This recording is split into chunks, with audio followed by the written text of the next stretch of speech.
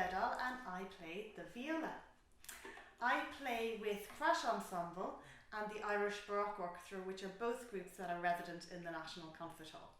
In Crash Ensemble we play contemporary music, which is music that has literally just been written, and with the Irish Baroque Orchestra we play music that was written hundreds of years ago. I also get to work with the Learning and Participation programme in projects like the Primary Ensembles project and also the Female Conductors programme. So this is my viola and this is what it sounds like.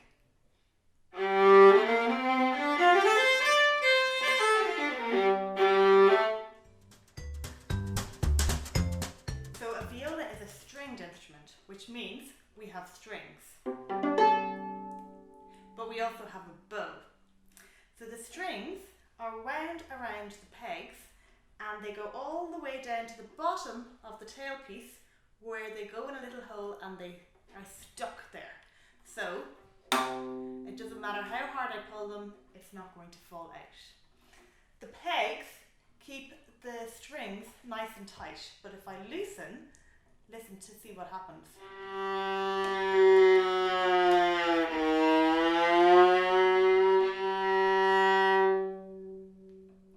What I was doing was I was using the peg to make the string longer and shorter.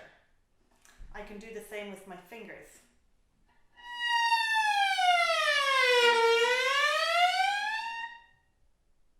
There's also other really cool sound effects we can do, which one of my favourites is the pirate ship, which is when we go really hard on the string and we twist. I also like to bounce the wood of my bow on the strings to make a little kind of percussion sound. And then if I play right beside the bridge, it can sound really creepy and scary.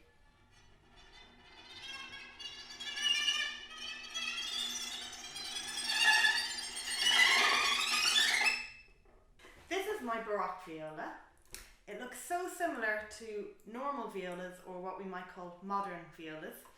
The main difference is that there is no chin rest because it hadn't been invented yet, and the strings are made out of gut.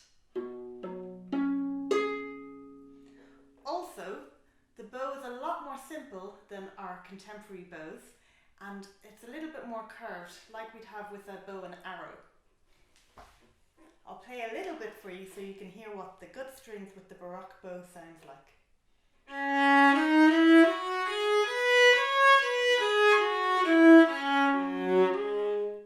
Another instrument I get to play is the viola d'amore.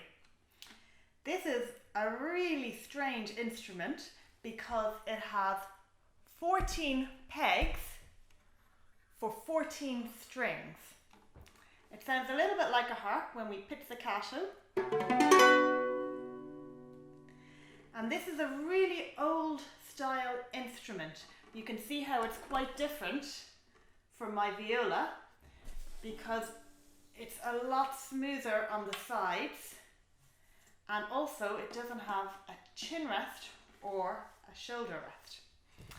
So you can play a lot of early music on the viola d'amore, but I also like to have a little bit of a mess and play my own kind of music.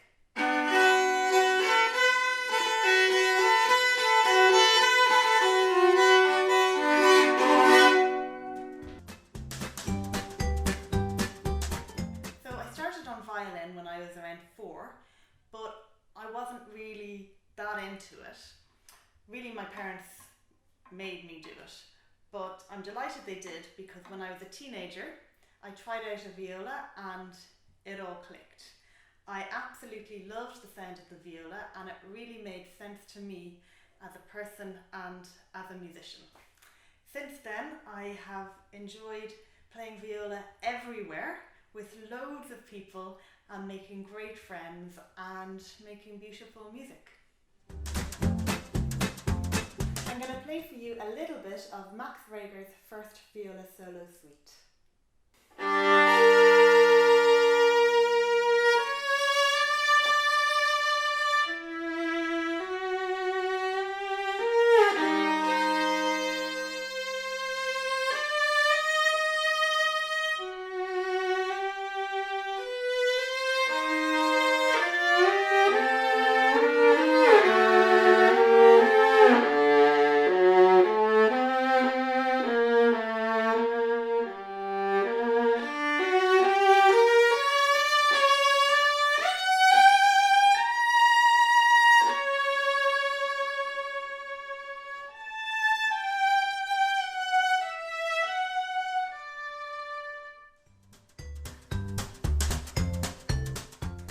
people I would suggest listening to are Garth Knox on the viola and viola d'amore.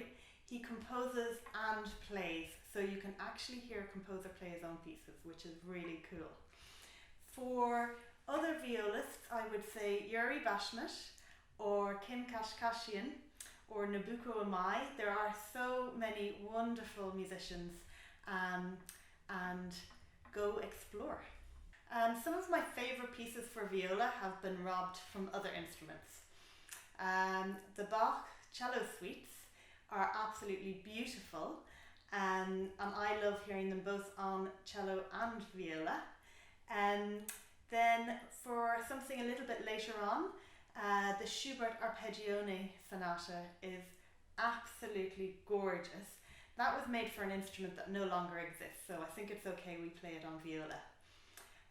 More romantic music, I would say Bruch Romance or Vieuxtemps Elegy or Capriccio, and then something a little bit later, Bartok Viola Concerto.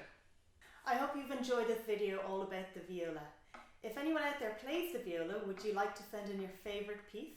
Don't forget to tag the National Concert Hall. The handles should be available in the description below.